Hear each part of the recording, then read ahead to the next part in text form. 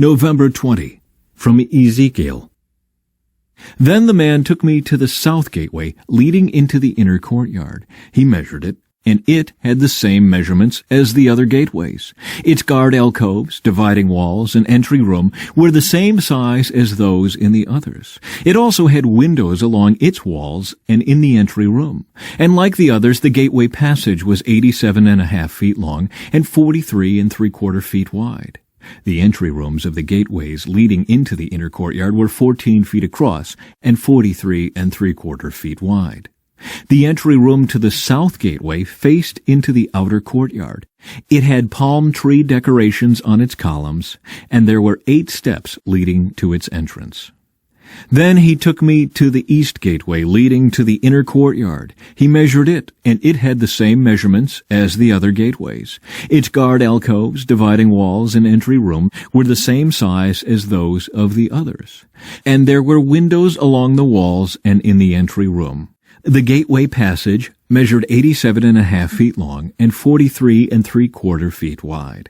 Its entry room faced into the outer courtyard. It had palm tree decorations on its columns, and there were 8 steps leading to its entrance. Then he took me around to the north gateway leading to the inner courtyard. He measured it, and it had the same measurements as the other gateways. The guard alcoves, dividing walls, and entry room of this gateway had the same measurements as in the others, and the same window arrangements.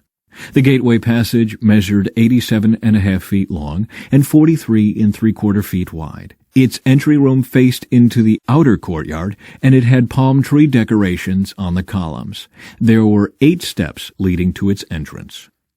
Rooms for preparing sacrifices. A door led from the entry room of one of the inner gateways into a side room where the meat for sacrifices was washed.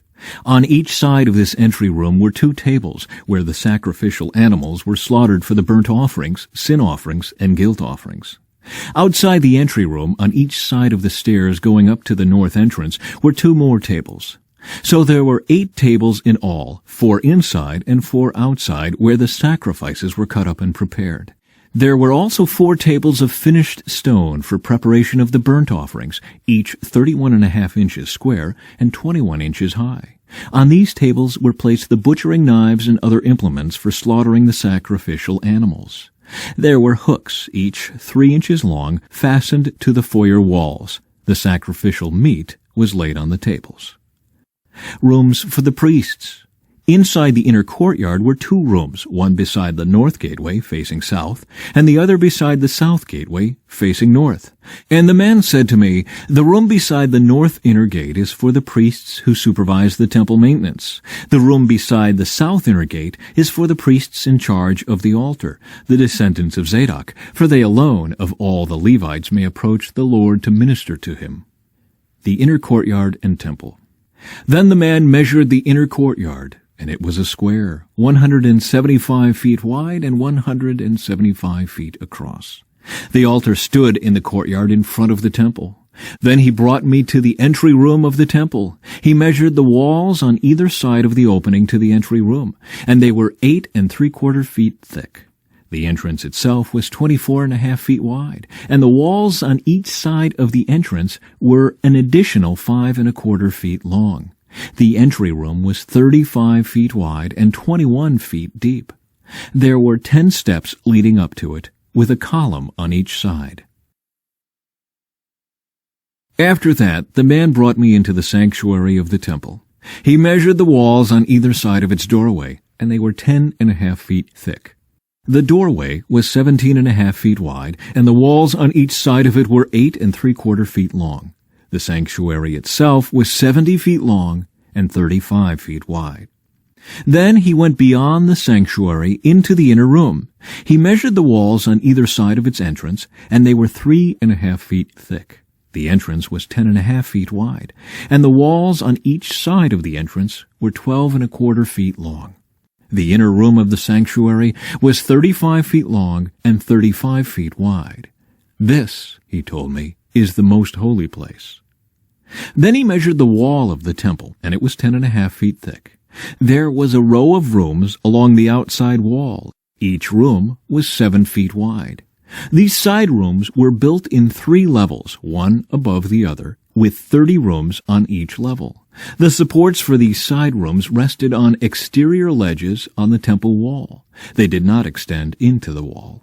Each level was wider than the one below it, corresponding to the narrowing of the temple wall as it rose higher. A stairway led up from the bottom level through the middle level to the top level. I saw that the temple was built on a terrace, which provided a foundation for the side rooms. This terrace was 10.5 feet high. The outer wall of the temple's side rooms was 8 3/4 feet thick. This left an open area between these side rooms and the row of rooms along the outer wall of the inner courtyard. This open area was 35 feet wide, and it went all the way around the temple. 2 doors opened from the side rooms into the terrace yard, which was 8 3/4 feet wide. One door faced north and the other south. A large building stood on the west, facing the temple courtyard. It was 122.5 feet wide and 157.5 feet long, and its walls were 8 3/4 feet thick. Then the man measured the temple, and it was 175 feet long. The courtyard around the building, including its walls, was an additional 175 feet in length. The inner courtyard to the east of the temple was also 175 feet wide. The building to the west, including its 2 walls, was also 175 feet wide. The sanctuary, the inner room, and the entry room of the temple were all paneled with wood, as were the frames of the recessed windows. The inner walls of the temple were paneled with wood above and below the windows. The space above the door leading into the inner room, and its walls inside and out, were also paneled. All the walls were decorated with carvings of cherubim, each with 2 faces, and there was a carving of a palm tree between each of the cherubim. One face, that of a man, looked toward the palm tree on one side. The other face, that of a young lion, looked toward the palm tree on the other side. The figures were carved all along the inside of the temple, from the floor to the top of the walls, including the outer wall of the sanctuary. There were square columns at the entrance to the sanctuary, and the ones at the entrance of the most holy place were similar. There was an altar made of wood 5 1/4 feet high and 3.5 feet across. Its corners, base, and sides were all made of wood. This, the man told me, is the table that stands in the Lord's presence. Both the sanctuary and the most holy place had double doorways, each with 2 swinging doors. The doors leading into the sanctuary were decorated with carved cherubim and palm trees, just as on the walls. And there was a wooden roof at the front of the entry room to the temple. On both sides of the entry room were recessed windows decorated with carved palm trees. The side rooms along the outside wall also had roofs.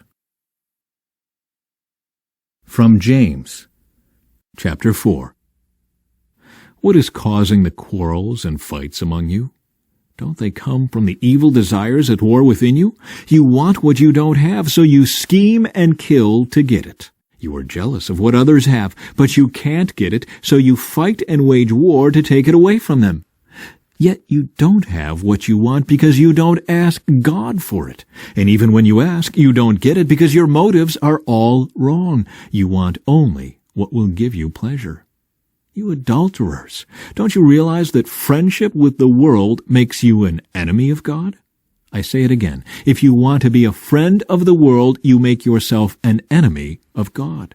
What do you think the Scriptures mean when they say that the Spirit God has placed within us is filled with envy, but He gives us even more grace to stand against such evil desires? As the Scriptures say, God opposes the proud, but favors the humble. So humble yourselves before God.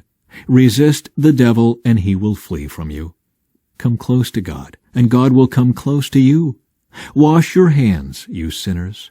Purify your hearts, for your loyalty is divided between God and the world. Let there be tears for what you have done. Let there be sorrow and deep grief. Let there be sadness instead of laughter, and gloom instead of joy. Humble yourselves before the Lord, and He will lift you up in honor. Warning against judging others. Don't speak evil against each other, dear brothers and sisters. If you criticize and judge each other, then you are criticizing and judging God's law. But your job is to obey the law, not to judge whether it applies to you. God alone, who gave the law, is the judge. He alone has the power to save or to destroy. So what right do you have to judge your neighbor? Warning about self-confidence. Look here, you who say, today or tomorrow we are going to a certain town and will stay there a year. We will do business there and make a profit. How do you know what your life will be like tomorrow? Your life is like the morning fog. It's here a little while, then it's gone. What you ought to say is, if the Lord wants us to, we will live and do this or that. Otherwise, you are boasting about your own plans, and all such boasting is evil. Remember, it is sin to know what you ought to do and then not do it. From Psalms. Open for me the gates where the righteous enter, and I will go in and thank the Lord. These gates lead to the presence of the Lord, and the godly enter there. I thank you for answering my prayer and giving me victory. The stone that the builders rejected has now become the cornerstone. This is the Lord's doing, and it is wonderful to see. This is the day the Lord has made. We will rejoice and be glad in it. Please, Lord, please save us. Please, Lord, please give us success. Bless the one who comes in the name of the Lord. We bless you from the house of the Lord. The Lord is God, shining upon us. Take the sacrifice and bind it with cords on the altar. You are my God, and I will praise you. You are my God, and I will exalt you. Give thanks to the Lord, for he is good. His faithful love endures forever. From Proverbs. A poor person who oppresses the poor is like a pounding rain that destroys the crops. To reject the law is to praise the wicked. To obey the law is to fight them. Evil people don't understand justice, but those who follow the Lord understand completely.